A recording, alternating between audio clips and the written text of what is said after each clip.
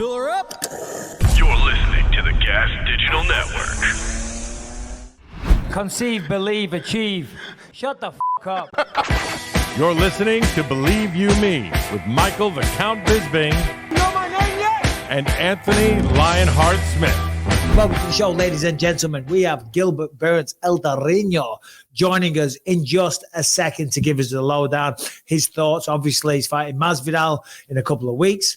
His thoughts on Colby Covington. Colby Covington will be joining the show on Monday as well. A lot going on with Colby Covington right now. A lot of death threats, a lot of people getting threatened, but we're going to get into all that stuff and we'll wait to hear from El Torino. But while he joins, while we wait for him, what is going on in your world, Anthony? Are you a happy man? I'm okay. I'm all right. It's, you know how it is. It's just deep in training camp. So, I think I'm starting to turn the corner though. I'm starting to like get in the groove. It takes a couple weeks, 3 weeks to. What is the biggest challenge for you right now? It was adjusting to the altitude. The altitude was kicking my ass. You got wicked headaches. It's hard to stay hydrated. Doesn't matter how much water you drink. So just adjusting to that again was the toughest part. And now things are getting easier. The training sessions are insane, but it's going well. It's going well. Yeah, well, that's good. You want the hard training sessions. People don't realize how hard it is getting ready for a fight, physically and mentally. Johnny Walker, while we just wait for Gilbert, because he will be jumping on in any second now. I don't expect you to go into too much strategy because you don't want to give away your game plan. But, when you look at him, big, tall, long, rangy, explosive, what is some of the biggest challenges that he presents that you have to overcome? Or is it literally what I just said? I think it's just what you said. It's just his athleticism. He's a little bit unpredictable. He's a super freak athlete. So he's fast and explosive. And I think just boxing him in and just forcing him to, I think that first 5 minutes will be tough. I think he's probably one of the tougher first round fighters, in the entire division. But I think it's at 501, it's different, into that second round, you get him settled in. And your main event, right? Yeah. 5 rounds, baby. Yeah, just drag him deep, and drag him into those deep waters, please, for the love of God. Yeah, I think once he's settled in and he's forced to slow down and be technical and work through the positions, I think that's when I take over. What was his last fight? Who did he just fight? Paul Craig. That's in right. Brazil. Yeah. And what was that? How did he? I know it was first round, right? Pretty quick. Yeah. Paul got that single leg and didn't let go of it. That's it. And seeing it was a good performance as far as Johnny Walker goes. It really showcased his explosiveness and just his power and his athleticism to be able to bounce around on one leg and land those hard shots. But some of that is on Paul Craig. You start taking big shots like that, you got to let go of the leg and kind of protect your head. It's at that point. Well, don't you sit there and bloody talk bad about Paul Craig? Right? Never, that's my friend. Never. That's my friend, mate. Don't you bloody dare. I said the same thing to him. I said the same thing to his face in Brazil. I get it. You got to get the fight to the ground, but you also got to have the ability to be well-rounded enough to be able to let go of the leg and work your way back to it. So at that point, he didn't have Johnny Walker's leg. Johnny Walker had both his hands. What weight were you when you started training camp? I was 235. And what are you now?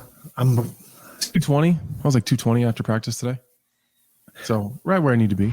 We are joined by the one and only Gilbert Torino Burns. Or is it El Torino? Torino. What's up, brother? How are you? I'm good. How you guys doing? Good, man. Good. Obviously getting ready for UFC 287. Jorge Masvidal. Massive fight. How's it all going? Doing good. Training camp very tough. This is going to be the hardest week. And then next week, you're going to slow it down a little bit. But, today I had a great sparring. Feeling good. Feeling very good about it. Yeah, Gilbert, you've been in a lot of fights, but this one feels bigger. You know what I mean? Do you feel the difference in the magnitude of this fight just because it is Masvidal and he is a superstar? I mean, obviously you've been in there with Kamaru and Hamzat and you've been in big fights, but does this one feel different?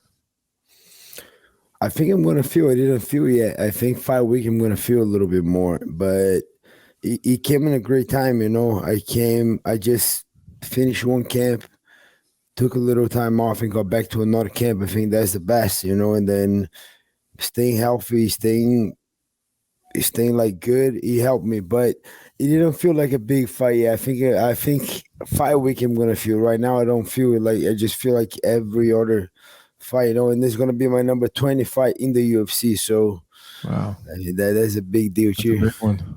Yep. Obviously, last time out, you got the arm triangle over Neil Magny. Round one took hardly any damage. I mean, what a performance that was. And by the way, congratulations. It was so technical. You did the right thing. You waited and waited and waited on the outside.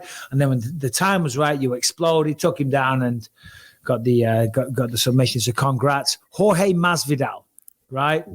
Tell me about the challenges that he possesses for you. How do you feel about the guy? What is your relationship? All that good stuff. No, we're all okay. I respect him. He respects me in the same way. But I think he's a gamer. You know, he's a guy. I had to break down a lot of his videos, watch it over and over again, and he did a great job. Even with Colby, you know, Colby had a hard time taking him down, especially on the beginning. He has a very good takedown defense. Overrated on the way I see. He defends very, very good. And he can grapple you. He's back against the floor. If he does get taken down, he can grapple you. Very tricky with the striking. Do both stance very good. Hits hard. Good boxing. Good kicks. Good knees. Elbows.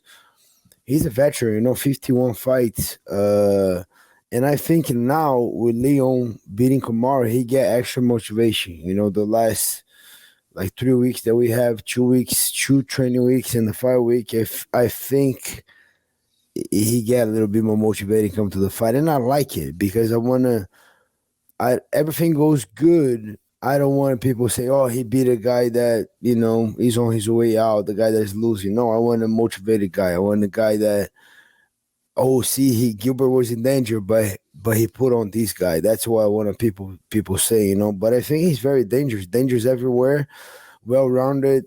I think the weakness might be the cardio. You know, sometimes you can see like after a couple of fights, he put the arms up, deep breath. That's the only thing. But for sure, a little bit grappling and wrestling. But I think overall, he's a well-rounded guy, and I'm excited for this fight. Is this do you think you get a finish? You know, before the Magny fight, you talked about, you know, wanting to get finishes and be impressive and have these breakout moments instead of just going in and dominating people because you're trying to work your way back to a title fight and you want impressive wins. Do you see yourself getting a finish over a guy that is so crafty and a veteran and been in there, you know, with the best guys? He's been around forever. He's really good at staying safe. Yeah, that's going to be the challenge. That's what I've been doing the whole freaking training camp. One thing is you go to practice and get by, you know, and just finish your practice good. And another thing is you put in pressure, you put in the tempo, you put in like a lot of pressure. That's what I've been doing, and I think I'm gonna get a finish. I think that's my goal. I don't want to just be Masvidal unanimous. I have nightmares with that. After the fight, freaking hearing Bruce Buffer voice, oh, by unanimous decision, I don't want that. I don't want to buy a finish. I want to buy KO, TKO, submission. I want to finish this fight. I don't want decision. I'm not. If it goes to a decision, I'll be very disappointed in myself. I want to finish this guy. This is kind of like a home. Obviously, you're Brazilian, but this is kind of like a home match for both of you in Miami. You know, you're from, where do you live? Is it Boca Raton? Boca Raton, yeah. Yeah, and he's actually in Miami. So there's going to be a lot of support for both of you there. So the atmosphere is going to be incredible. I've got one question for you. Can we take the hat off and see the afro? Oh, let's see it. He's coming. That's the most dangerous Gilbert Burns out there. He's coming. Yeah. Right, it's like, I'm going, it's a hometown matchup. Talking about, I've got one question. Take the hat off. we went to Twitter and the amount of people on there were saying that the hair is fire. They love it and all the rest of it. Looking good, brother. Looking good, feeling good, I'm assuming. Thank you. Yeah, feeling good. It's kind of like I got to give that to George. You know, it's a little bit more his house, you know, like he's grow up here in Miami, born and raised here, fought in those crazy fights that we see like back in the days in the backyard was here. I think the crowd might boo me a little bit. You know, I got that. I don't care. But yeah, but even with the Leon fight, remember I was right. Unfortunately, because I want Kamaru to win, I was right. I said Leon's gonna win. All that gonna affect it. You know, I don't think he's gonna look good, and I was right on point. Remember when we talked about it? Yep. What did you think of that fight? I think Leon fought very, very, very smart. I think I knew Luca was here at the house we were watching, and then I say, "Oh, I think Leon gonna kick so much on this fight. He's gonna try to stay relaxed, control a little bit more the distance, maybe circle if Kamaru coming, try to work the way up, block the takedowns. But I think he's gonna kick so much." And then after the fight, I said, "I told you, bro. That's what I thought. You know, those guys are very smart." And I think Kamaru felt a little bit of pressure. You know, felt too much worry about that kick. The hand was there the whole time. So when your hands are up, very hard to block body kicks. Very, very hard to do a good feint to go to a shot whenever your hands are too much here. Very hard to get it going. And then I think Kamaru feint wasn't there. Like you can see after one knee, he stopped feinting, he stopped moving. I think he felt. I think it was too quick for Kamaru to fight back for the title. He should take a little bit more time, get mentally accept that you lost, and kind of get that hungry back and fight very hungry and put a pressure. But I think Kamaru didn't fight his best, and Leon fought his very, very best. Gilbert, I got two questions here. When you watched Leon and Kamaru fight, you said you think that probably motivated Masvidal because obviously, you know, the Usman fight is probably not one he's going to get again if Usman retains the title because he's already been beaten twice. Did you get a sense of like a little bit extra motivation because it is a fresh champion? It's a new guy that you haven't fought. It's always easier to get the first matchup than a rematch. How did you feel watching Leon get the win? To be completely honest, it didn't matter so much. I was happy for Leon. You know, guys been freaking working very hard. We can see like COVID, Hamza cancer, this and that. Can't put the guy out of the rankings. And I respect that. He keep hustling, keep fighting, and he got a win. But I felt a little bit for Kamaru, you know, such a dominant champion, and go out on that way to losing streak. So, but it didn't change so much, to be honest. I think you gotta do what you gotta do. I gotta keep finishing these guys. I'm gonna show up. I don't think I have Dana White privilege, so I gotta work very hard and try to get a finish. And another thing too, I think they don't say my name so much, and then I like it to be the dark horse. I like to be the guy that people know talking. And that motivates me more than Leon winning. But the people that they say like too much about Colby right now, and it maybe a little bit of Bilal Muhammad, a little bit of Shavkat, I like it that they don't say my name.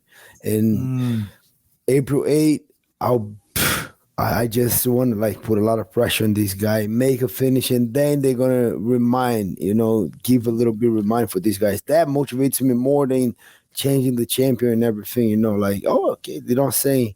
Even the fact of Leon saying like, if George wins, he's next, and then if Burns wins, yeah, if he wins, we'll see. Like, what do you mean? Like, okay, I'm not here to judge no one. You do whatever you want as a champion. You need to make the most of it. You got to make good money. You got to get big fights. I get it, but I got to remind people April 8th. Well, that leads me right into the next one.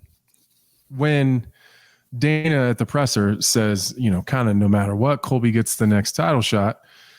You know, there's other big matchups coming. Obviously, your fight with George is huge. I mean, I think that's got a lot of title fight implications going into that. And then Colby kind of, you know, he comes from the back, from behind the curtain, weighs in, and then just kind of fucks everything up for everybody. Be honest. Like, did that genuinely bother you a little bit? Like, or you just kind of just grinding and saying, you fuck it, just worry about yourself? To be honest, I gotta give it up to these guys. He's smart. That's what I saw. Like, man, This guy's so smart. He came out of nowhere because March 5th, he made 1 year that he fought Masvidal. That was March 5th last year. And I was just about to make, if that guy doesn't fight, they're going to kick him out of the ranks. And then out of nowhere, that guy's coming away. He just said, man, this freaking guy is so smart. I got to give it to him. He was just like, man, I think he's a great fighter. I don't want to like, I kind of decided, and I'm not pushing no one down to raise myself up. I'm not going to talk shit about this guy. But I got to give it up to Colby. He's freaking smart. This guy doing good decisions. Hey. I got to give it up to him. And then we'll see now. Now the pressure is on Dana. He's in the UFC. He's on Leon. Let's see. I have an opportunity to make these guys change in the decisions. You know, I gotta go out there, be so impressive that people, oh shit, it might be Burns time right now. So, and I'm gonna take that, but he's freaking smart. I gotta give it out to Kobe. Like, man, that was the best decision he could have ever had. Obviously, as a welterweight contender, one of the biggest names, when you see Leon defend the belt like that, so, you know, it's kind of done with Kamaru for now. I'm not saying he can't come back, but Leon and Kamaru, that's over. Okay. Yeah. And now it's time for Leon to see if he can defend against all the other contenders. Does that excite you? Does that give you, you know, it's like, oh, I can feel it. I can feel a title fight. If I beat Masvidal, of course, there's Colby, but all you contenders now, do you see it as like a new lease of life in the welterweight division? Yes. I think Kamaru gonna take a big time off right now. He should rest a little bit. Guy, I don't know how he keep fighting. Guy has so many injuries, and yeah, I think Leon has a couple options now. You know, like if is a lot of if. That's the only thing. If Bilal fights Shavkat, that kind of it passed by a little bit.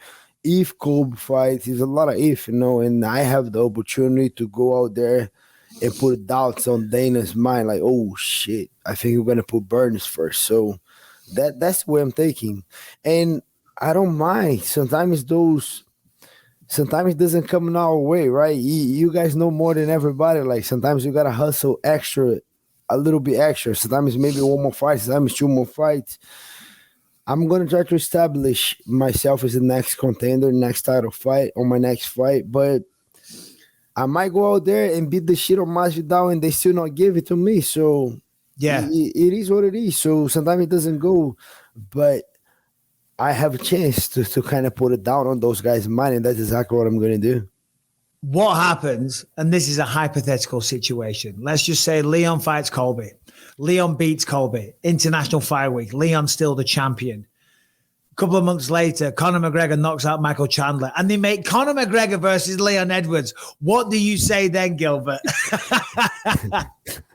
Shit. Ay, carajo. Shit. I'm kidding. No, you're messing with me. a Real question. That can't happen, you know. That literally can't happen. Or the opposite, or Colby beats Leon and Colby fights Conor McGregor. Yeah, it can't happen. I don't know. Then I gotta shit. Give me Bilal Muhammad. Give me the next guy. I gotta just keep. I'm not gonna stop and wait. That's one thing that I can say right now. I'm not just gonna. Let's say I'm the number one contender right now. I'm not just gonna sit down and wait. You know, I think I gotta stay active. It's just the way I feel better. It's just the way I feel alive. I gotta be competing. You know, and we'll see. I hope that doesn't happen, but if it happens, I'm going to get I know. It's a stupid question, but you never know because it could happen. Right? We went to Twitter. I'm going to throw a few quick Twitter questions at you, then we'll let you go because I know you're very busy. You've got training and things. So, and we appreciate your time, Gilbert. Thank you. Sure. First question here is Odd Smoker Steve. What's his favorite local restaurant in Miami? Papi Steakhouse? Oh, no, I have a couple Brazilian places right here. Very good. I like the ones like 10 minutes from the house, Picanha, Brazil. Very good here. Like that's my favorite one. Local, super quick, great food, fresh. That's my local favorite one. What is a good Brazilian dish? Because like obviously I've had the churrascaria, right? Yeah. You know, but what is like a good, like traditional Brazilian dish? It's not just meat. No. We have a bunch of different ones. We have most of meat, to be honest, is rice and beans. We do the yuca flour farofa. We do salad and then we do meat. But we have so many. We have polenta. You know polenta? I don't think you ever saw this one. The yellow one. Then we have. You know what that is, Anthony? Polenta? I don't. No. Yeah, no. It's kind of like. Do I? I've heard of it. I think I've had it. It can go 2 ways. Like, yeah. Anthony, do you know? The polenta is the way it is like it's coming from a flour that you can make it sweet or you can make it like salt. It's just like oatmeal kind of, but not different flour. Right. But it's a very Brazilian. Like we make a polenta and then we put a little meat on it. That's a very good one. My wife does very good. How do you feel about Anthony fighting Johnny Walker, one of your very good, he's a Brazilian. How do you feel about this? oh, you fighting Johnny Walker for sure? I'm not even paying attention. Yeah. Oh, nice. That's a crazy fight. That guy's a horse. You gotta watch out because on the beginning, he gonna it's gonna be crazy and wild. Yeah, it's gonna be crazy.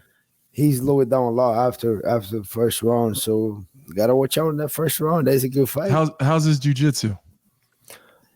I don't think it's a high level. I think for sure he can grapple a little bit, but I don't think it's the highest level. I didn't think so either. Very strong. I heard very strong, but I think whenever you chew strong, the cardio kind of goes down a little bit. It's harder when the guy's even, when the guy has not too strong but a lot of cardio, but I think he's the opposite. He's very strong. Someone says here on Twitter. We're going to bring him to Denver. That's what Gilbert's going to come to Denver. Oh, yeah. You should come to Denver. Come do some training. I want you. I want to go to Denver. You know it's cold in Denver, right? Yeah, I don't like cold. He changed his mind. Exactly. He's like, no way. Said, never mind. I changed my mind. Someone here on Twitter, Gilbert, they said his wife, your wife, his wife instructed him strictly to take the easier approach, take down and submit, and not have wars like he did with Hamza. Is that true? Yes. Oh, she did? She did say that on the new Magnet fight because she's right here. She not listening to you. That's a good thing. At least I'm with a headphone. But she said, right, before the fight, the day of the fight, I want to take Neil Magny down, but not instantly, not right away, not like Damian Maia style, not like Hamza style. I want to feel that guy a little bit, but then before Liv, she was going to the arena before me, so I was on my room just resting a little bit, got all my things ready, and then before the fight, she came in, hey, I don't want you to go crazy and bang with this guy. Take him out, take him down, and submit him. It's gonna be easy.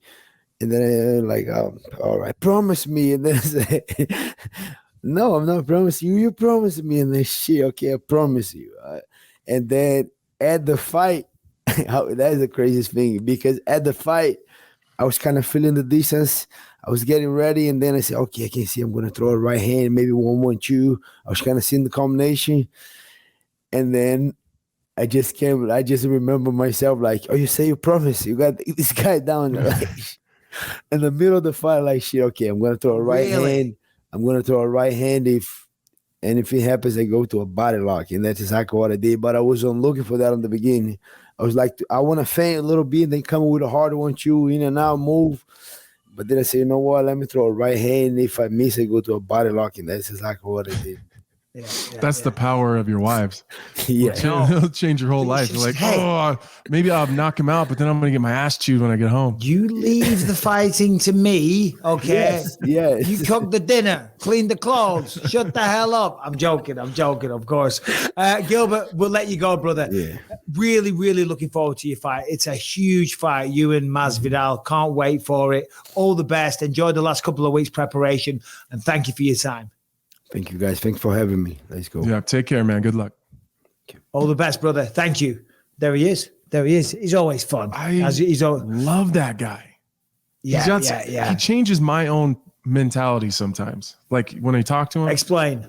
Like he said, like there's obviously things going on in my division. There's guys I don't get along with. There's a lot of I feel like 205 right now is very similar to what 170 could potentially be, where that title could change hands. I got a lot of faith and belief in Leon, but there's some new blood. There's, it feels new, and I don't know, like his mentality, like I'm just going to keep getting finishes. I'm going to worry about me. I'm not going to bring anybody else down to build myself up. So while he was talking, I was like, man, I need to think like that, and like stop fucking worrying about everybody else and just worry about myself, I like that expression. I'm not going to bring anybody else down just to, what was it again? I'm not going to put anyone else down to build myself up. I like that. That's good. That's good. I am going to do that. I will always do that. I don't care. I need to be as up as possible. Jokes, by the way, before you all start. Well done, Gilbert. Thank you for your time once again. This episode is sponsored by BetterHelp. BetterHelp. BetterHelp. We all need it. We all want it. We all should take advantage of what BetterHelp offer. What do they offer? Well, listen, it's professional counseling done securely online. So if you feel there's something bothering you, something causing you not to be the best version of yourself, stressing you out, causing anxiety, maybe you got depression, temper issues, addiction issues, alcohol issues, whatever it is, whatever issue you have, you need to get help. You need to get better help, okay? And it's super convenient. As I say, it's all done over the phone. Once you sign up, you'll be matched up with a licensed professional therapist. You can communicate with them in under 48 hours. It's not a crisis line. It's not self-help. It is professional counseling done securely online. And BetterHelp is committed to facilitating great therapeutic matches. So it's easy and free to switch up if you're not feeling the vibe. You can send messages anytime. You will always get a timely and thoughtful response. You can schedule weekly video or just phone call sessions. So the easy way to do it if you're a very, very busy person. So right now, take advantage of the services from betterhelp.com/believe. Join over 1 million people who have taken charge over their mental health with the help of an experienced professional. It gets talked about all the time, but a lot of people are still begrudging to do it. It's never had a bigger spotlight on it, but there's so many people that refuse to do it. They feel like it's admitting weakness or something like that. It's not. It's the opposite. It's being strong. It's taking responsibility of your thoughts and your actions and what's going on between your ears, and you will feel better for it. So right now, go to betterhelp.com/believe. That is betterhelp.com/believe. You will get 10% off your first month. One more time, betterhelp.com/believe for 10% off your first month. Harrington. He's not quite here. He doesn't have a camera up yet, but he's ready. Harrington's late. Look at this crap. No notes. Show up whenever the fuck we want. They just came in, by the way. Well, I don't care. No notes when we started. Right, that is one demerit, and we will be reprimanding him. And don't be going on, leave Harrington alone. Right, that's 3 chips, 3 chips, or 5 bites of placenta. Yes, 5 bites of placenta. Oh my God, I'll take the chips, thank you. Right, so the big story is obviously, I'm hoping Harrington can come in and give a bit of color because he does a good job of doing that. But this whole Colby Covington thing, and he's joining us on Monday, so I'm intrigued to talk to him there. Colby obviously looks like he's getting the next title fight, and a lot of people are pissed off. Bilal Muhammad has come out. He's been on a tirade on Twitter. He's going scorched earth. He's pissed. On Instagram, full scorched earth. Have you seen what's some of the things that he said? He does a good job of making memes and pictures and edits, and so like editing all of Colby's last opponents and then editing his, like since 2019 or something, Bilal's 8-0 or something, and since in that same amount of time, Colby's 3-2, and there's just a bunch of and I get it, man. Like that's the thing, like I get both sides of it. I really do. I get Bilal's side. I'd be pissed too. But I get the Colby side of it as well. Listen, we all understand Bilal Muhammad's side, of course, but this is just the way it is sometimes. And I think what really might have sent Colby over the edge, I'm just looking here. There's a tweet here which John Anik put out on Friday, March 17th. Obviously, when Colby showed up and weighed in. He says, I understand acutely why Colby Covington was the backup, but hard not to feel for Bully B170. 9-fight unbeaten streak, hasn't lost in 4+ years, just KO'd a previously undefeated fighter. This man deserves his respect. And I don't say that because he has a podcast with my twin brother. But then, of course, Colby came out and he took this to a 10. Brian, do we have the video, please? So you wanted to lick my freaking balls in London. Oh, Colby, this. But then you want to go back behind the stage and cheerlead for a racist. So he associates with racism and Bilal Muhammad. And, John Anik, dude, I don't want your kids to grow up without a dad. Just realize you live in Boca. I live in Miami. You're not too far from me. So you better shut your mouth. You poke the bear. Now you get the bear comes after you. Ooh. I'm excited to talk to Colby on Monday. Me too. Like, we went a little far there. John Anik he's working for the UFC.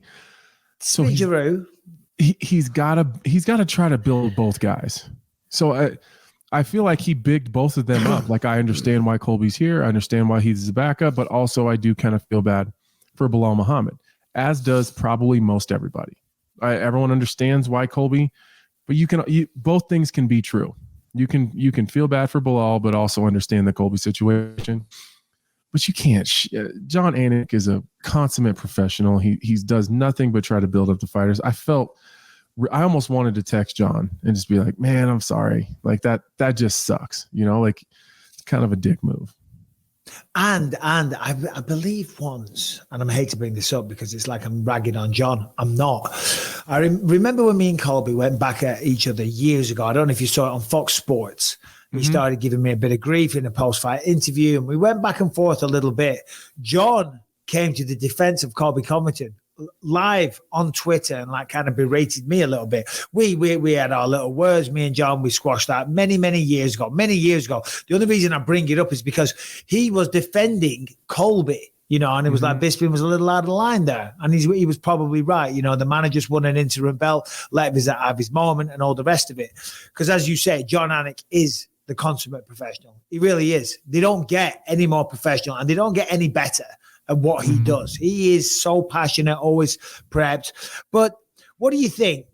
I mean, yeah, it's over the top, but that's just Colby being Colby. There's no real, Yeah, but it's usually to other fighters. If it's talking to you or to me, like, whatever. Like, if you want to do it, let's do it. But like, fight John Anik. Like, I love John, but he's no fighter. You know what I mean? I don't think he could win a fight. Brian, just look up. That's really look out for Bilal. Put a post on. He put his post on wearing his glasses, saying that if he sees Colby Covington, he said if he even looks at John Anik the wrong way, it's on site or something like that, because he's going to be there. See if you can find that video, because it's pretty good. But listen, Colby's doing the right things. He's in the headlines again. We're talking about him. Oh, here we go. Well done, Brian. Fast work. It's not a script. If it's not written down by a professional, he sounds so stupid. And he just looks drawing for straws, trying to grasp at something to make it seem real. And now you're coming at a guy like John Anik, who's the nicest guy in the world. And why? Because John Anik gave me an interview. You're calling him racist. You're calling him this. And you're threatening a guy like John Anik. I told John, I texted man, I can't wait to come to Miami in 2 weeks. I'm quartering my teammate Ignacio Balmundez, and I'm like, I wish I see Colby there, and I wish that he even looks at John in a certain way of disrespect. I swear, I'm gonna walk up to him and just slap him right in his mouth, because when you're coming at guys like that, when you just got beat up outside of the cage and you're call the cops and you're crying, and now you're threatening a commentator and you're acting all this tough talk right now to a guy like John, it just pisses you off, because to me, John is my brother. He's the man. And if you disrespect somebody that I have 3 brothers, and if you're coming at any one of them, if you have any siblings, you know what it is, you know what it feels like. So for him to come at John, it's just irritated me so much, because it had no reason to, and it's pisses you off. But I wish I see him in Miami. I'm telling you, man, it's gonna be a bad night for him if I see him. Well, there it is. It's damn, now I want to go to Miami. Mike, it's all going to go off in Miami. I've never been to Miami. Neither have I. We should go. We should go. We say that every time. I'm not going. I know. Me either. No. When's your fight? Not that we just spoke about that, but when is the fight? May 12th. May 12th, yeah. And when's that one? May 7th? 6th. Yeah, so you ain't going there the week before. I've never been to Miami. I hear it's incredible, though. I know. Damn it. I hear it. I'd be there too if I wasn't fighting, but yeah, it's just to see a mess. It's going to be a mess. You got Masvidal, Bilal's going to be there, Colby's going to be there. Looks like Miami's in April. Oh, sorry, April. Yeah, May 6th is that New Jersey card. May 6th. Oh, yeah, which is Aljamain Sterling and Henry Cejudo. Very good. So I was just looking through some of the stuff here. You got the notes. Okay, that's nice. I got some notes. I mean, I looked at them. I'd already done this myself. I mean, all it is essentially. I mean, I don't know why he's here. I don't know why he's here. Is he here? I don't know. Is Hamilton here? Oh, what's wrong with his face? What have you done to yourself? I gotta. Well, I'm getting ready to meet my baby, dude. I gotta trim it down just a little bit. So you wanted to look worse? Yeah, I can't ever thinking I'm a bear. My God, Harrington, explain yourself, please. You're late for work. This is work. This is your job. I am your boss, and Anthony Smith is your boss. Anthony, what would you like? How would you like to begin reprimanding Harrington? Well, I had a bunch of ideas till I seen his face, and it's really throwing me off. It's really throwing me off here. I beat you to the punishment. You did. When's this baby going to be here? I mean, literally today's the due date. I left getting an ultrasound to come here, so it could be in a matter of minutes. You shouldn't even have gone. You should have arranged the ultrasound on a different day. That's just bad management. You're right. I misread the text. I thought we were on at 4, and then looking back, I saw it was 3, and I was like, "Babe, I gotta go. I'm leaving the hospital. I gotta get into the office." No! Don't do that. Don't do that. Don't try and curry favor with the believers. Don't try and make it seem like you're making all these sacrifices. You read the text wrong. Okay, I did. Simple That's as that. 100%. I'll have a think, but it's definitely 2 one-chip challenges for Harrington. Okay, in fact, you get to eat mine. I have 2 extras, so Harrington can literally eat 2. Maybe, 2 or 3 for sure. All right. Let's have a chat about this. Just to go off on a tangent, we have got Marlon Vera fighting Corey Sandhagen this weekend, which is an incredible fight. Looking at the notes, I'm just looking at what he did here. As I said, essentially you press MMA and then news and then brings it all up. And in the non-MMA stories, he's got stories there which are all last minute because it's all stories from weeks ago that we never got to. Listen, you've got to do a better job than this, Harrington. But speaking of Conor McGregor, he's took some shots at the top coaches in the game and a tweet that has since been delayed. I didn't see this. I don't know. It's like I in my head, I thought this tweet brought to you by Proper 12. well, here's what he said, just to give some context. Faraz Zahabi is a little douchebag. Trevor Whitman is a pad man. Javier Mendez is a fat arse lick kickboxer. Mike Brown is a smelly prick. Greg Jackson got caught up. The system of Coach Kavanaugh is now shining through in years to come. The world will know what we've been at. It's beginning to bear fruit. If you want to train at SBG Ireland with Cav and me. We are Fight Factory, aching to butter churning. It's true because they've got such a massive roster of UFC talent. They've got so many. It's like, so never mind, step aside Greg Jackson. So many. Name 5. Name 1. Conor McGregor. Other than Conor. Johnny Walker. Johnny Walker, you're right. Mm-hmm. Yeah. He was born and raised in Dublin. Oh, dear. He was born and raised. He's just got a weird. He's the ginger stepchild. I don't know. I don't know why you did that. Like, why do you take a shot at people that, like, it's totally out of the blue? Has nothing to do expression with again. You don't bring someone down to build yourself up. Right. Like, how relevant is that? Faraz Zahabi, I don't know. Maybe the coach of the second best fighter fucking ever. Like, you're gonna shit on that guy? Probably the best. Maybe the best. No steroids. Then definitely the best. If we're yeah. But and one then of the best. Greg Jackson. I mean, like, how many fucking champions rolled through that place? And Javier, the nice guys, like the nice guys as come well. on. The really nice guys. And Trevor Whitman, that one hurt. That one hit me here when he said Trevor Whitman, because he is like a salt of the earth human being. Like he couldn't be. He's the guy that won't cheer for his own fighter winning a world title until he knows that the opponent is okay. Like that's the type of guy he is. How do you shit on that guy? Did you see Trevor Whitman, just to talk about him? Because you're right. What a nice guy. Every time, I don't know him, but obviously we're in the same circle. So I always go up to him and say hi. I always go up to him, say hi.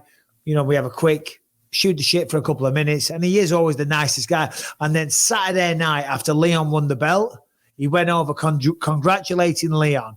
And the smile on his face, and it was genuine, because, yeah, of course, he's devastated that his fighter, Kamaru, was lost. But also, you got to be happy for the guy. And to be able to have that separation and say, yeah, I'm really sad. Of course, I'm Team Kamaru all day long. But good for you, brother. You know what I mean? I mean, that just says what kind of guy we're dealing with here. That's genuinely who he is as a person, too. There's no show. There's no faking it. It's, of course, like you said, of course he's upset for Kamaru. He does a good job, I think, and I've heard him speak about it before. He compartmentalizes everything. So although he's very sad that Kamaru didn't win, he also looks at the bigger picture. Kamaru's healthy. He got out of it okay.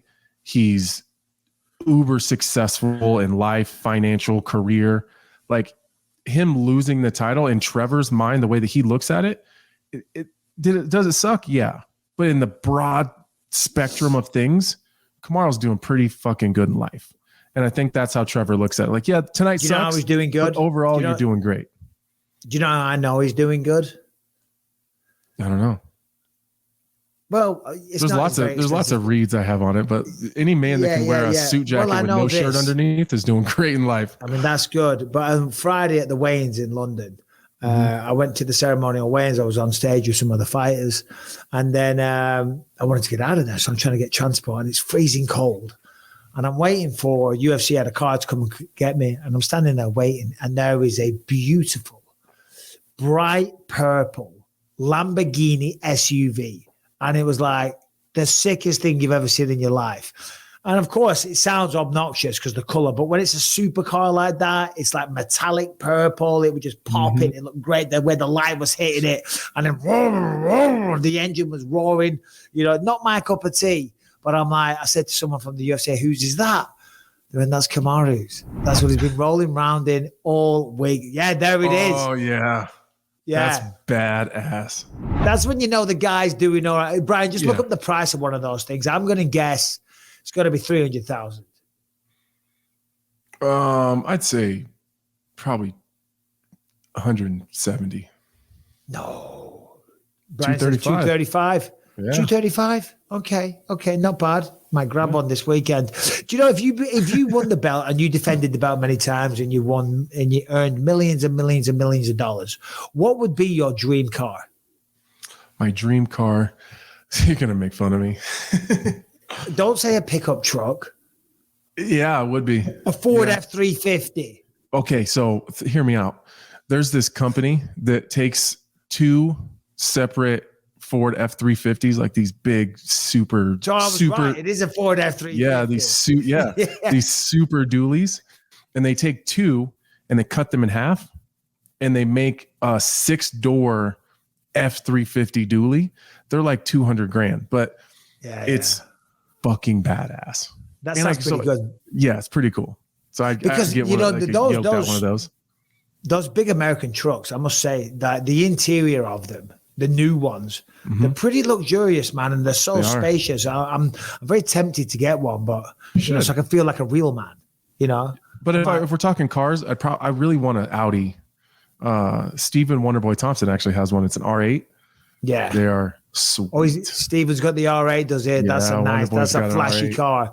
It is. You're a little bit big for an R8. Quentin Rampage Jackson got an Audi R8. When they first came out, yeah. They're a small car. They're a very compact thing. But Wonderboy's rocking up in an R8. Good for him. It's funny. Like I was there at his school training, and me and Weidman get out of Weidman's Dodge pickup truck, and Wonder Boy rolls up in this R8, gets out of the R8, and then goes and gets in one of the short buses to go start picking kids up from school. Brian, just show him an Audi R8, just for context for anyone that doesn't know what one looks like. I remember I was in the car with Rampage because when they first came out here in the States. Yeah, well, that's a bad. Why would you pick the white? That's the crappiest color, Brian. Go back. That one there. That one there. Purple one. Go back to that purple one. There we go. I was kind of obsessed with the R8s when they first came out, but they are very small. Anyway, Harrington. Fuck that one. What do you That's think the one I want right there. Let's have a look. The purple. One. The purple is good. Yeah, so Kamaru's doing good. He's got the bright purple Lamborghini. All right, let's talk about Fitbod really quick. Fitbod is the workout app that creates a workout routine that is personalized to your goals, fitness levels, and available equipment. It learns from your previous workouts also, and it adapts as you improve. So you can keep the momentum going all the way to the next year and beyond. So listen, whatever you want to achieve, you can set your goals. What goals do you have? What progress are you seeing? How does Fitbod keep you motivated towards working towards your goals? Okay, it will help you with all of those things. Okay, Fitbod has it's got over 1,400 HD demonstration videos. So whether or not it's the weight room, the park, your front room, wherever you are, it has workouts for you. You can track all your progress in the app, see how many calories you've burned and all the rest of it. It'll stop you from overtraining. And as I say, there's videos right there. If you've never seen them before, it can sound complicated for you. Whether you're in the weight room or your bedroom, Fitbod has a plan for you. So whether you've been missing gym time or you've just hit a plateau, a fresh start has never been easier. And the app switches up your exercises so you avoid overtraining or burning out. And the program changes based on your personal progress for maximized results. And here's the best thing.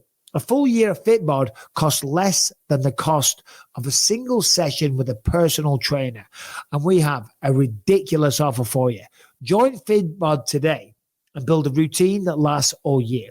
Get 25% off your subscription or try the app for free at fitbod.me/believe.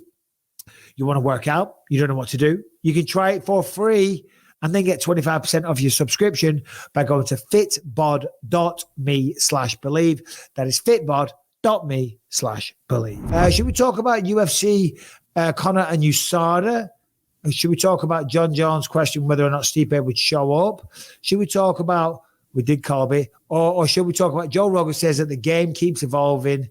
Because the game keeps evolving, George St. Pierre doesn't have a good of a resume as some top welterweight. So Joe Rogan on GSP, Conor and the USADA thing, or Jones questioning whether or not Stipe shows up. Your choice, Anthony Smith. This is your podcast. Well, if we spend 5 seconds talking about Conor and USADA, he's going to go on a 45-minute fucking tirade on Twitter. You're going to get the voice notes. We're going to get the voice notes. He's going to be angry. So we're talking about Conor and USADA. Okay, let's go. No, I was going to say skip that, but yeah. I'm not rushing nothing. There's hurdles and whatnot, but we're in constant communication and there's an interview scheduled and a meeting happens and then it will be official. But the 6-month thing, what they had said is that 2 clean tests and off I go. So I'm assuming it won't be long. USADA responded, making it clear that they do expect the 6-month testing window to be in full effect. They said, the UFC rules are clear that in addition to 2 negative tests, an athlete must make themselves available for testing for 6 months before returning to competition. This is a fair way to ensure an athlete does not use the retirement status to gain an unfair advantage by using prohibited substances during the retirement period, which would enhance their performance unfairly if they ultimately decide to return to competition.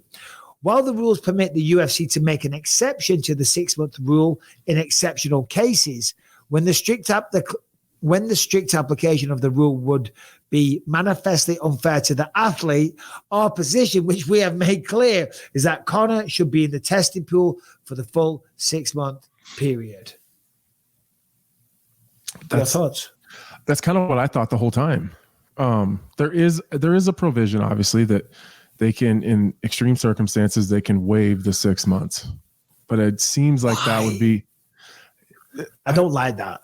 I don't like it either. No, I don't like it either. But I think if the UFC did do that and they waived it, it would be such a shitstorm.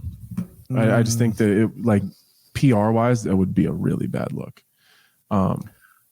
and I understand that there are some extreme circumstances that could be necessary. Like, I don't know, like say I got cut and then I'm out of the pool. I go and I fight one time and they try to bring me right back. Technically I would have to be in that 6-month pool, but if it's an extreme circumstance where I take a short notice fight, then they can waive it, and have the 2 clean tests and be whatever. But this doesn't seem like one of those extreme circumstances. It's not like they don't know when they want him to fight. Yeah, exactly. So basically, get your ass in the testing pool, get pool. clean, get the stuff out of your system. Well, I don't know why he's not in the pool already. He should be in the pool. Should be in the pool right now. He's on the Ultimate Fighter. A fight. Right. I think it's scheduled. I'm not sure. We haven't seen an announcement, to be fair. So maybe it's going to be. I mean, what are we in now? March. So 6 months would be September. So fight in winter time, end of the year. He could fight Madison Square Garden again. I'm sure they've got their eyes on that, which is typically November. So he's still got time. Time. But that 6 months is. I remember when I retired. I've said this before. So apologies those who have heard this. But when I retired, Hunter Campbell called up. He said, so Mike said, so you want to go out the testing pool? I said, yeah, absolutely. He goes, Mike, if you go out that testing pool, to come back, you have to do 6 months. I said, I know. That's why I want to go out the testing pool, because that's my insurance against myself. That's my insurance against me saying, screw it, I'll take that short notice fight. Because if someone fell off or an opportunity came up, I'd probably go, oh, do you know what? I'm in pretty good shape. I'll take it. Let's do it. I said, that's my insurance against myself. But anyway, Harrington, show yourself with a beard, please. It's scary. It's scary. Where should we go, Harrington? What's a big story? None of those nonsense MMA ones. You blew it. None of them are making it in the show, bro. They were weeks ago. They're weeks old. What's the big story you've put in the notes? From an MMA perspective or a non-MMA? Yes. Okay. Whatever. Oh, okay. So yeah, I think this one might be interesting. Francis Ngannou says that Usman was not able to train for the Leon fight because he was so injured. Go on. Elaborate. So Ngannou, who obviously has a pretty close relationship with Usman and Adesanya, says, I know he didn't train. He didn't have time to train properly because of a lot of injury, but he was there. He was there, so it's a victory. It's an unfortunate victory, but I think he's mentally healthy than he was before. Let's see what's next. I believe he gets that back. I believe it. So saying that Did he say about the injuries, though? Did he say what they were? No, he didn't elaborate, but he just said that because he had so many injuries in his training camp, he wasn't sure if he was even going to be able to make it to the fight. He thinks that making it to the fight and going the 5 rounds was a victory for Usman there. Well, I guess it could be you could dress that up as a moral victory. And I understand and I commend Ngannou for being such a loyal friend. You know what I mean? For having his back and feeling the need to defend him and coming out of the woodwork. And, he's got a big spotlight on him right now. So that's very nice of him.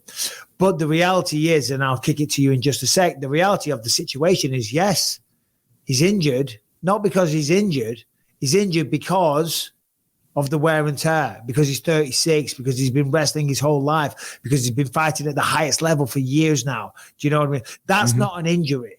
That's the decline. You know what I'm saying? Because we all want to go. It's like, if I didn't have these injuries, if I had 2 bloody eyes, if my knee wasn't bum, do you know what I mean? Then I could do so much better.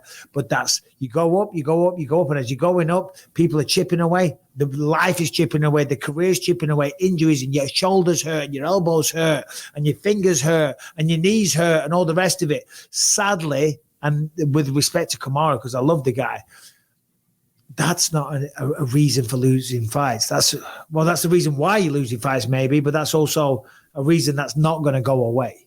Right. I'm not in a position to. If Kamaru's not going to come out and defend himself, I'm not going to either. He's not the type of guy that's going to make an excuse. So I credit to Francis Ngannou for wanting to stick up for his friend. But if Kamaru's not going to come out and say it, I'm not willing to take anything away from Leon's win. That's an almost impossible guy to fight, and he's done it twice and he's done it 3 times and beat him twice. So, I just don't want. If Kamaru's not going to make those excuses and say anything, then I think that we just need to assume that Leon beat the best Kamaru Usman possible. 100%. I think that's only fair. Just looking at my flight. I've got a flight. I had a slight mix up with my flight, seeing when it is. I'm okay. I'm good. You're good? Yeah, Leon's getting a lot of chat this week. Let's turn it, and rightly so. Well done to the champ, of course. Long live the king. Do you know who the King of England is, Anthony? I don't. Oh, come on. Who is it? Loud. You don't? Well, I'm not telling you. Brian will. Brian will, because Brian will know some conspiracy. The King of England is Leon Edwards. Yeah. Long live the king, bruv. No, Brian will have a conspiracy story that involves bloody, what was it called? Epstein Island or something like that. Go on, Brian. If the royal family's involved, so is Epstein Island. That's all I got to say. Jeez Louise, you can't just come on and slander the royal family. My God. Harrington, who's the King of England? I mean, I said it was Rocky, but I think it's Charles. It's Charles, right? Yes, thank you. There we go. Charles. Well, that's what I was gonna say. I'm trying to think of a non-MMA story. What's going on in my life? I'm flying out to there. Nothing. Should we talk about Marlon Vera? I love Cheeto. How do you feel about that fight? Well, you're calling it, so I guess you can't make any predictions, but how do you feel? I'm not going to make a prediction, but I can hype it up and talk about it. I was watching yesterday. I was on the treadmill, just grinding away as I do. And I've got the Corey Sandhagen. Corey? Yeah. Couldn't think of his first name. I've got Corey Sandhagen versus Petr Yan, his last fight. Yeah. Holy shit. Those first two rounds for Corey Sandhagen were just incredible. I'm watching it and I was like, he's so impressive. Even in the fights that he's lost, the way he switches stance, his movements with his body, the rolls under, the way he pivots by switching stances, the flying knees, the combinations, everything about his stand-up, his striking is so beautiful to watch. But of course, over 5 rounds, when he's moving so much and he's switching stances and he's making these feints and movements all over the place, it comes at a cost. You know what I'm saying? And he definitely started to slow down over 5 rounds and Petr Yan took over. Cheeto Vera is a guy that is suited for 5 rounds because Cheeto is what you might say kind of like Petr Yan, kind of like a slow starter, typically gives up the first round just based on activity. You know what I'm saying? But man, he's watching, he's downloading, he's making reads, and he's turned in. I don't know. Is he the best knockout artist at 135? He just might be because he's putting people away now. He is. Yeah. He's something special. He really is. Yeah. I think this is. I think this fight reminds me a lot of the Petr Yan fight for Corey Sandhagen. I like Corey Sandhagen a lot. I love watching him fight. He's super exciting. But I think the one knock I would have on him is that as the fight goes on, he tends sometimes to run out of tricks.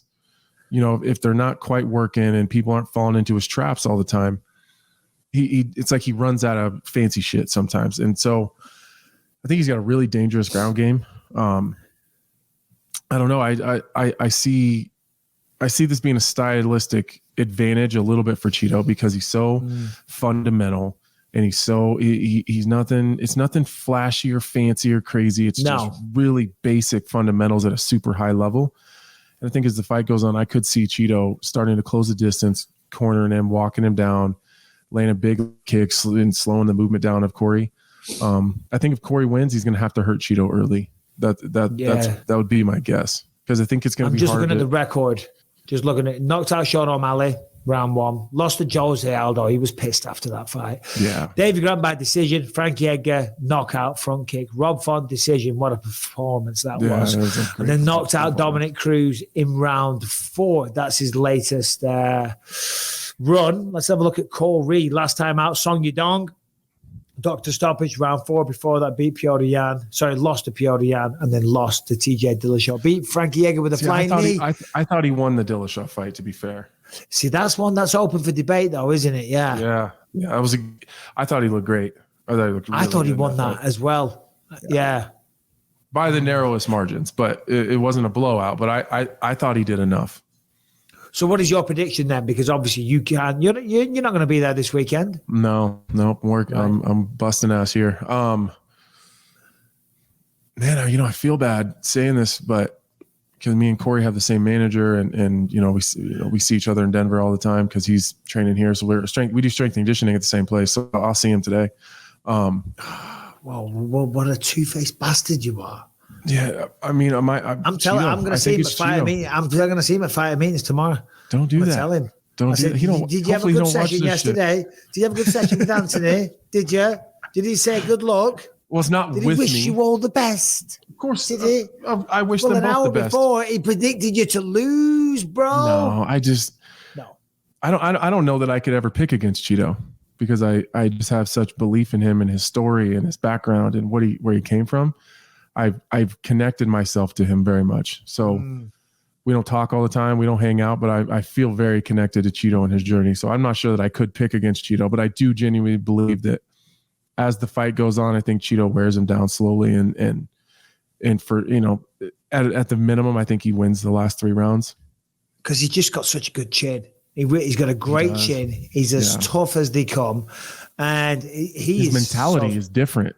His mentality is fantastic. He trains his ass off. And I'm sure Corey Sandhagen does, and everyone at the top does.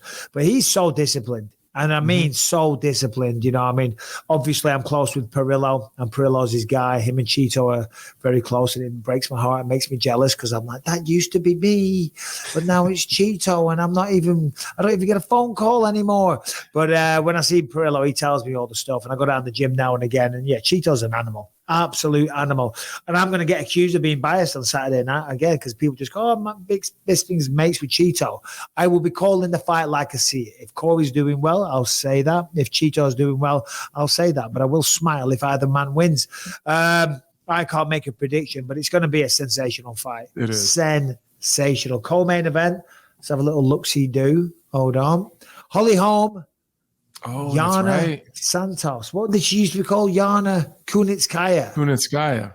I prefer Kunitskaya. No offense to Thiago Santos. Yeah. And Thiago's fighting pretty soon too. Is he who? He's in the PFL now. He's fighting my teammate, Rob Wilkinson. Yeah. Rob Wilkinson. Geez Louise. I saw him in his last PFL fight. He's a tough motherfucker, man. Yeah, he is. Australian, right? Yeah, he's tough. He's got a lot better from the last time I saw him in the UFC, which wasn't too great. Yeah. To the He was also at 185. Yeah. And he was also last time I saw against Izzy. So it's a tough matchup. But man, I forget who it was in PFL, and he looked bloody brilliant. Yeah, but anyway. He's a horse, man. And I can't believe he ever made 85. It's crazy how big that guy is. Nate Landwehr. Oh, that'd be Lingo. Yeah, that'd be a good one. Do you know Nate Landwehr? I do. I knew you would. Yeah. For anyone that doesn't know Nate Landwehr, they must know Nate Landwehr by now. He's had enough fights in the UFC. He's out of his mind. Where's he from? Originally, I think he lives in Florida or trains in Florida now, but he's from somewhere in the South. Like I want to say. I'm gonna bring up my notes. Nate, because he is the train. Yeah, it's somewhere in the South. I don't like Kentucky, Tennessee. I think it's Tennessee. He's got his own day. Clarksville, Tennessee. Harrington was fast. There it is. Yeah, there. This guy's out of his mind, but I love it. Batshit crazy. Yeah, no. I've got some. I remember the first time we did a fighter meeting with him. Oh my God, it was hilarious. And who was the other one? There was another guy on the same fighter meeting. Fuck, I need to remember this now. He got binned off. He lost some fights. I know who it is, but I don't know his name. But anyway, when you're at the fighter meetings, the fighter hotel. On the Thursdays, we do fighter meetings. Nate the train's there. He's been out of his mind. He's super comical. He's very confident. He's talking about he's got his own day in Clarksville, Tennessee. He's a character, and the man can fights his ass off. Yeah. Always value for money. And there was another guy, ginger hair. He was there with Mark Munoz. I forget his name now. He's not in the UFC anymore. And on the day of the weigh-ins, security had to run out and grab him and drag him into the hotel because the UFC are at the hotel, but there's other people public staying in the hotel as well. And this guy, I forget his name, is a very, very devout religious guy. Very, very, he's a major believer in Jesus. Go on. Spike Carlisle? Spike Carlisle. That's what I was going to say. Spike Carlisle. There it is. Go on, Spike. Go on, Harrington. He was outside, led completely naked, led on the grass outside the front of the hotel, but like starfished, like this, right? And the security went out, and they're like, "What the hell are you doing?" Is that I'm harnessing the energy of the sun. They're like, "Well, you can harness it with the goddamn pair of shorts on. What are you doing?" And they picked him up and dragged him in the hotel. That guy's out of his mind. Yeah. Anyway, there you go. Amazing. All right, men's testosterone levels are at an all-time low. You probably see it. You might even feel it. If you're in your 30s, your 40s, certainly in your 50s, you need to give it a boost. Are you tired? Are you frustrated? Are you getting headaches? Are you working out like crazy but not getting results? Has the libido dipped? These are all signs of low testosterone. Now, of course, there's many supplements on the market, but the reality is that most supplements are full of crap. Chalk, CHOQ, are proud to stand above the rest in clean, pure, and healthy products. Okay, it's all natural. Chalk Daily is the cleanest research-based testosterone booster available. And along with Chalk Daily, you can be sure to check out their Male Vitality Stack and the Stack Ultra. Look, listen, you want to boost that testosterone, you're going to have more energy. Your libido is going to feel better. You're going to have more energy, right? You're going to see better results. You're just going to feel better as a man, okay? Listen, all natural. As I said, there's no label fluffing, there's no underdosing, and all ingredients are measured to exact clinical research. So as I say, Chalk, if you're into natural supplements and natural supplements that actually work, Chalk is taking the sports nutrition and health world by storm. And as I say, I love this because it is natural. So right now, they have a fantastic offer. Go to chalk.com. And while you're there, use the code BISPING. You're going to get 35% off your entire order. So it's never too late to start the new year, to get your ass in gear, to lose some weight, to feel great, and boost that testosterone. Go to chalk.com, CHOQ, use the promo code BISPING, 35% off your entire order. Who else on the card? I think Macy Barber's on that card too. She's fighting Macy Barber, Andrea KGB Lee. KGB, yeah. That's a good That's fight. your girl there. You like Macy Barber, don't you? We trained together for a while, yeah. No, that's not what I meant. That sounded weird. I didn't mean it to sound like that. Not like Harrington. No, I meant you're friendly. You're friends. Yeah, that's what I meant. Yeah. Harrington, are you still in love with Macy Barber? I mean, I have a wife with a baby on the way, but yeah, if she's available, I'll take her number. What? What? Alex? Not with that face looking like that. Yeah, Jesus you Christ. Grow a beard back before you ask for anybody's number. Alex is literally on the way to the hospital to deliver his child right now. She's Brian, busy. Stay on. We'll have a foursome. Wait. She's what? She's on the way to the hospital like right now, or she's going there. No. Are you serious? She went in for an ultrasound. There was some issues that they found in the ultrasound, so they are having her going for like an emergency test right now. Oh, no. Okay. Should we get Rebecca's perspective? Rebecca! All right. Well, she'll tell you. She'll break it down. And apparently in the comments, everybody loved the placenta conversation. People did Alex hear about this? Did she watch it? What was her thoughts? I had her watch it this morning, and right now she's freaking out, essentially, that she's never going to be hot again. And her response was, "Rebecca's so beautiful, I'll be fine." Yeah, she's had 3. Yeah. That's what I said. I was like, "You're just one. This is easy. This is easy work." Is this a big deal, Harrington? Like, is there something? Like, do you need to go? No, I mean, I'll. He better bloody not, because he only just got it. It could be a big deal. It could be a big deal, but I'm keeping an eye on my phone just in case. So you're essentially saying that after this, you're probably going to go rushing off to the hospital. Maybe, yeah. Dude, if you need to go, all jokes aside, if you need, in fact, you should go. I'll be fine. Go. Yeah, I know, and she'll be fine. But listen, believe it or not, we can do the show without you. And don't take that as an offense, because it's not. No, I'm saying, dude, you owe.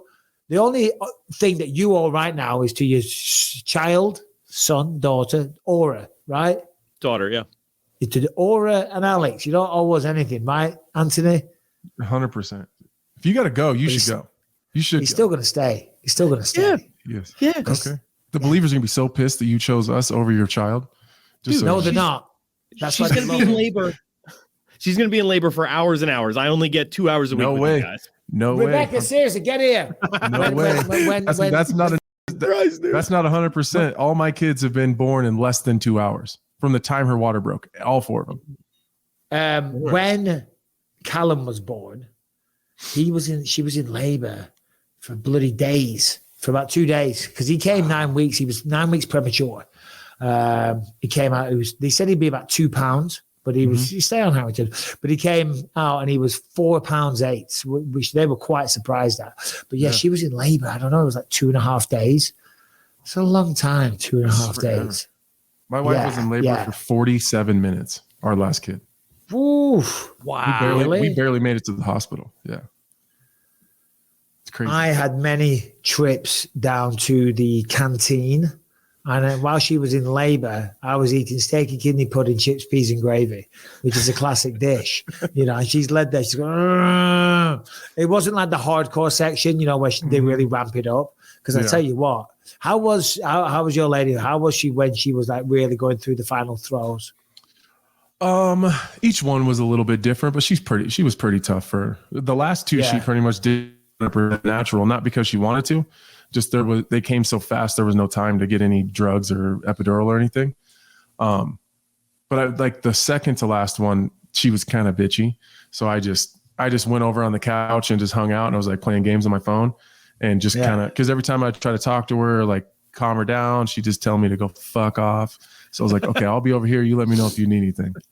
Yeah, so I'm stuffing my face. She's like, oh. But when it really kicked in, the first one, she was in a lot of pain. Yeah. With Ellie, it was a little bit quicker. And then for Lucas, no drugs whatsoever. Went in super quick.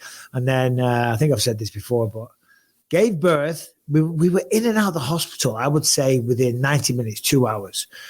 Went home. And then I had to fly off to Vegas the next day because I was fighting Dan Miller. And I went to bed and I woke up in the morning and I could smell bacon. And she was cooking me my bacon, sausage, and eggs the morning after giving birth.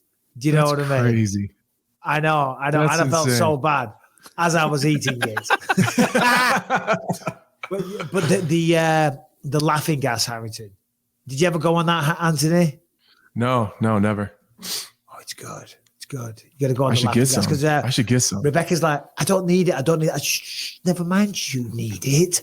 I've been in this ward for almost 2 days now. I need it. Yes. It's pretty good. It gives you a little buzz. Like 5 minutes tops. Yeah, maybe I can get some here at the apartment. I don't know. I don't see how it helps with the pain.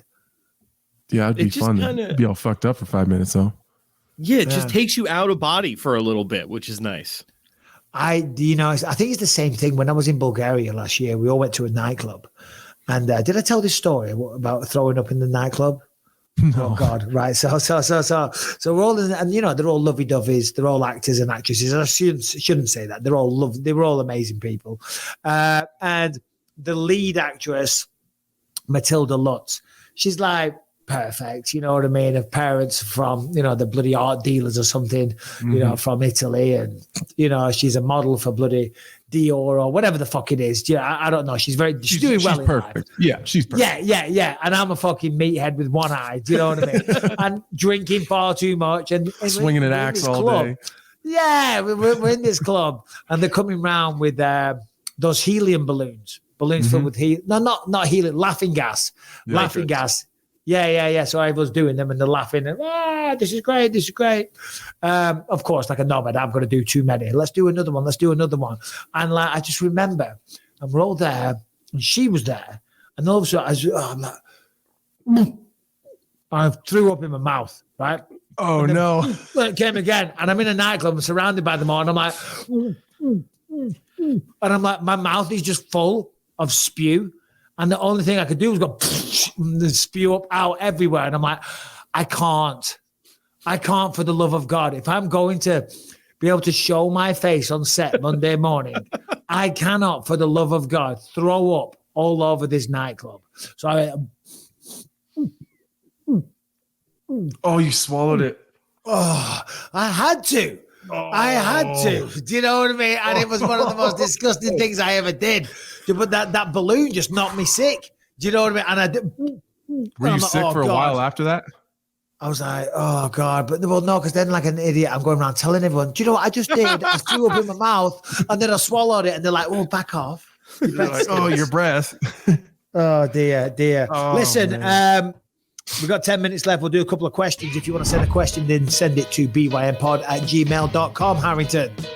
And if you're watching the show on iTunes, listening to the show on iTunes, Spotify, wherever you find podcasts, make sure you subscribe, leave a 5-star rating, positive review. It helps out on those platforms. If you're watching on YouTube, make sure you subscribe to the channel and you hit that notification bell to find out whenever a new video drops. And if you want to catch over 400 episodes you can't find anywhere else, completely ad-free and uncensored, head to gasdigitalnetwork.com, use the promo code BYM, get yourself a 7-day free trial, and check out our brand new website. First question we got today is from Mr. Lee Bosworth. Go on, Lee. Hello, BYM. It's Lee with a couple of questions here. Do you think there should be criteria on the people fighting for titles where you have to at least come off the back of a win? I know that you see a lot of rematches because people have held the title for so long, but still, do you not think they should go and pick up a win first? Henry Cejudo coming in, do you think he should get a win first? Also, do you think it's time for the super lightweight division? I've asked a similar question before, but seems more steel than ever. Arman Sarukian's probably more than capable of being a champion, but I can't see anyone from 1 to 4 fighting him. Let us know what you think. Keep up the good work, and Harrington, good luck on the birth of the baby. Keep up the good work, boys. Do you want to just clarify those questions for me? I was too thrown off by his hair. What the fuck was that? No. I don't know. My mind went miles with that. I was listening to Lee. He was asking whether or not you think that. Yeah, no, about the champions. I get that bit. There should be some criteria in place for who you become. But the last bit, because then I started thinking, what was he saying about a super lightweight division? No, I think he said a shake-up in the lightweight division. Oh, sorry. So he wants a shake-up. He thinks Sarukian. No, that's where my mind started wandering. I thought, did he say a super lightweight division? What the hell's that? Right, okay.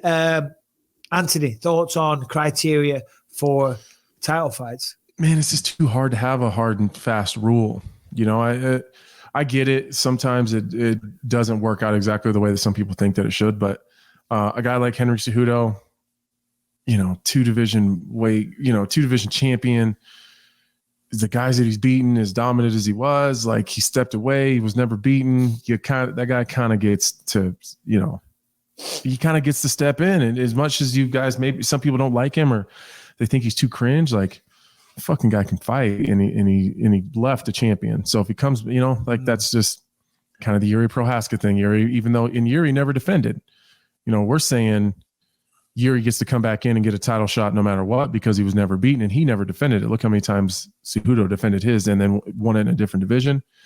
That's, you know, that if the criteria is if you come back, you got to have one win. That doesn't seem fair to a guy like Cejudo. So it's a case by case basis. Exactly. Listen, in a perfect world, right? If it was a perfect world, we would have a criteria where you've got to be in the rankings for so long, and you've got to be at least on a 3-fight win streak, and you've got to beat the number 1 contender and all this type of things. But we don't live in a perfect world. We see this every week. Fights drop out all the time. That's why lately they have backup fighters, because stuff like that happens. People get sick, people get injured, you know. So it's just they have to sometimes roll with the punches. And then there's other times, and this annoys some fans, and I totally get that. There's popularity sometimes trumps, you know, some people's credits. You know what I'm saying? Like Bilal Muhammad, yeah, sure. You know, but Colby is probably going to sell more. You know what I mean? Yeah. And a lot of people want to see it. I know this isn't like the best, most accurate measuring stick of all time, but we did a poll on my YouTube channel, you know, who thinks Colby, Bilal, Masvidal, or Burns. Over 50% wanted Colby Covington to fight for the belt next. You know what I mean? The man is popular, and that's who generally, according to that poll, at least, the people want to see. Do you know what I mean? So, yeah, in a perfect world, we would, but we don't live in a perfect world. Shake up in the lightweight division, when we never got to this story. Dustin Poirier is probably going to fight Justin Gaethje, right? And to the guy's point, Lee, you know, it seems like the top 5, they're all going round in circles fighting each other. You know, that's where Beneil Dariush is going in to fight Charles Oliveira. Winner of that probably fights for the belt. Next is probably the winner of Gaethje versus Justin. And yeah, you're right. There's 5 to 10, even 10 to 15. A lot of talent there. Listen, they're young. Stay the course. They will eventually get their time in the sun.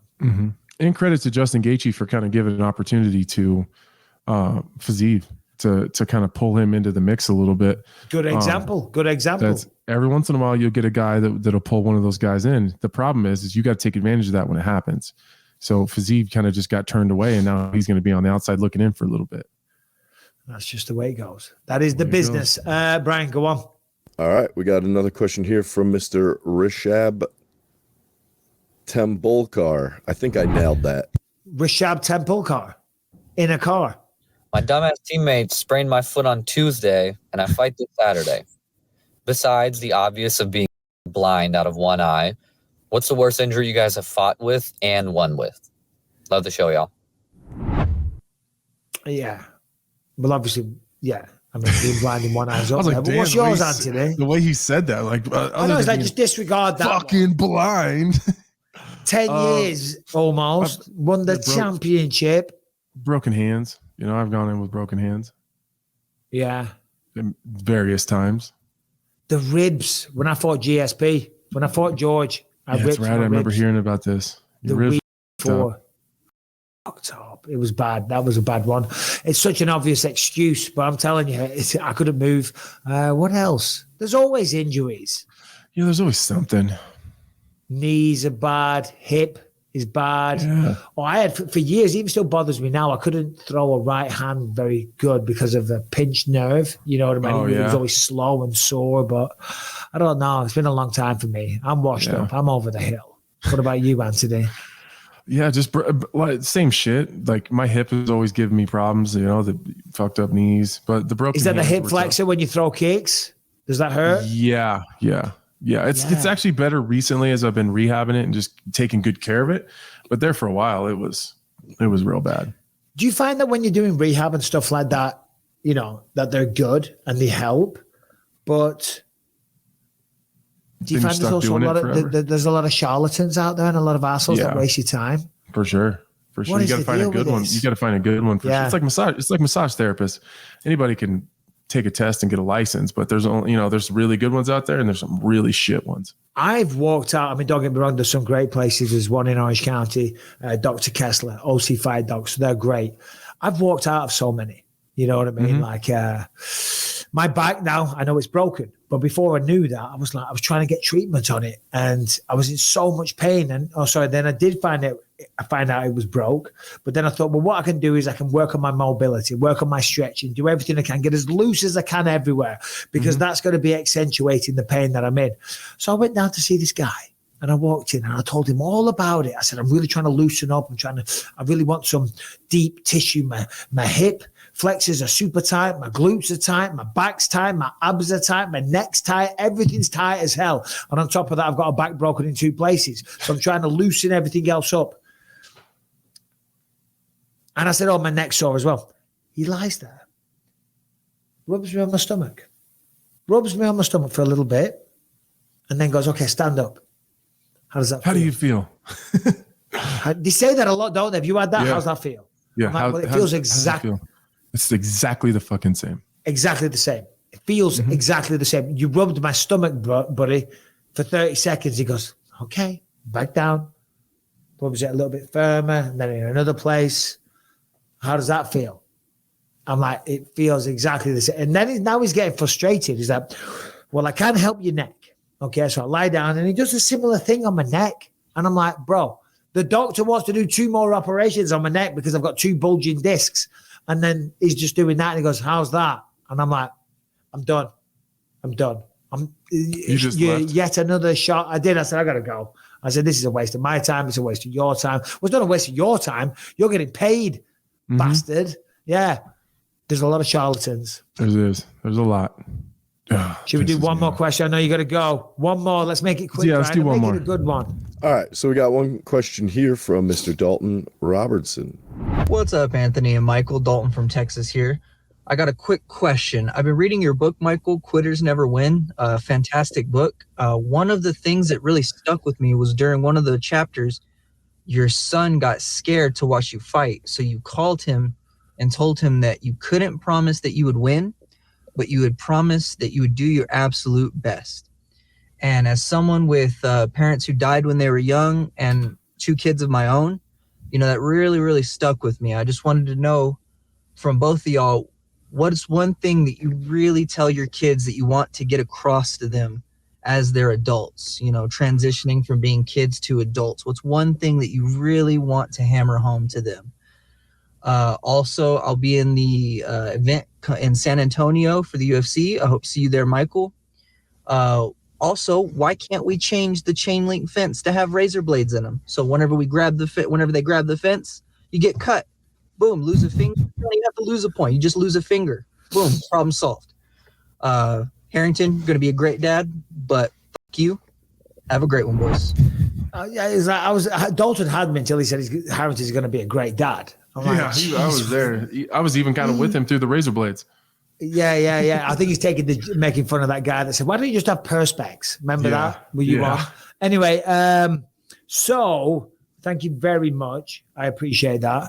The kind words.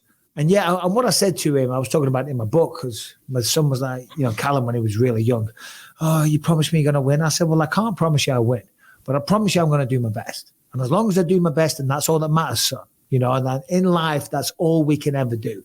As long as we always do our best, we always try, we do our preparation, we do our work, and we're disciplined, and we try our best, and we go out there and we give it our best shot, then we can be happy with that, And I think that would be my message as well, to my children. Always try and do your best. Always try and achieve the most. I always tell them, you can do anything in this life. Dream big. Dream big. Don't let your circumstances or your surroundings hold you back. Don't allow yourself to feel like a victim. Be brave enough to have a dream and to verbalize it and put it out there. And there will be people that snigger. There will be people that laugh. There will be people that make fun of you for having a dream. That's just because they're not ambitious, or they haven't been told the best things, or raised the right way. But I always tell them, work your goddamn ass off, believe in yourself, and go for it. Answer me. Yeah, mine's very similar. I always to all my kids, I push max effort. I don't really care if you make mistakes. I'm not too worried about the mistakes. So you can fix that, especially if we're talking sports or whatever. Mistakes are easy to fix. You go back, you fix it. If you continue to make the same mistake, then you got to make a better. You got to give more effort to fixing the mental part of it. But I don't care if my kids win. I don't care if they lose. I don't care how competitive they are. As long as they're giving 150% in their max effort, and they're doing the absolute best they can and trying as hard as they can, the outcome doesn't fucking matter to me. I don't care at all. That's the same with schoolwork, with their friendships, with anything in any part of their life. As long as they're giving me max effort, they're good with me. And that's what I've always pushed. And I think that as long as you translate that to every part of your life, whether that's, I give max effort as a parent. I give max effort in practice. I give max effort in every single one of my fights. I give max effort in my marriage. Do I always get it right? No, but I try really hard. And that's how I always look at it. I'm not, I'm not a perfect parent, but I give it all I got. And, I think that message is very similar to yours. Yeah. Well, I'm far from perfect parent, but you get out what you put in. Mm-hmm. With anything in life, you know what I mean? If you whatever you put in, if you put in half the amount of effort in, you're going to get half the results. Simple as that. Mm-hmm. You can't expect to half-ass it and still get to the top. You know what I mean? There's always people out there working harder. There's always people that want it more. There's always people that are going to undermine you, overstep you, talk shit about you, play dirty. You know what I mean? But if you're working your ass off and you're capable and you're good at what you do and you believe yourself and you stay the course, then you might just get there. Sometimes you need a good luck. Sometimes you need a good break. Sometimes you might win the goddamn fucking lottery. Who knows? But what you get out, what you put in, like for example, look at Leon Edwards. Right. There's a guy in the background. He was overlooked, underrated, wasn't getting the respect, and now the man is the goddamn king of the world when it comes to the welterweight division. The king of England. Is the show. I'm the king of England. You guys take care. Bye-bye.